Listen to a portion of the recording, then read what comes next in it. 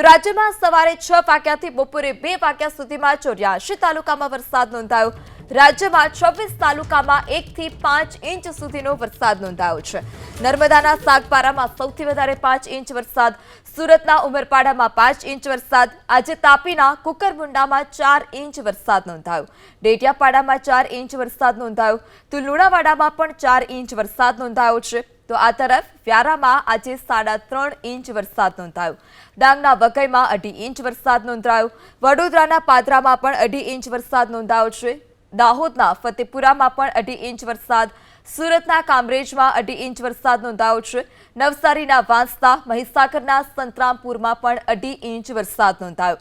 તો આ તરફ તાપીના વાલોડ, પાવીજેતપુર, કડાણામાં 2 ઇંચ વરસાદ નોંધાયો છે, નિઝરમાં પણ 2 ઇંચ વરસાદ નોંધાયો, તો આફવામાં 1.5 ઇંચ વરસાદ નોંધાયો છે, સુરતના માંડવીમાં પણ 1.5 ઇંચ વરસાદ નોંધાયો, તો છોટાઉદેપુરના બોડેલીમાં 1.5 ઇંચ વરસાદ નોંધાયો છે, જ્યારે બારડોલીમાં પણ 1.5 ઇંચ વરસાદ નોંધાયો, સોનગઢ અને ઉચ્છલમાં પણ 1.5 ઇંચ વરસાદ નોંધાયો છે। આજે ઓલપાડમાં પણ 1.5 ઇંચ વરસાદ નોંધાયો, સુબીરમાં 1 ઇંચ વરસાદ નોંધાયો છે, મોરવા હડફ, મહીસાગરના વીરપુરમાં 1 ઇંચ વરસાદ છે, તો ગોધરામાં 0.5 ઇંચ વરસાદ નોંધાયો।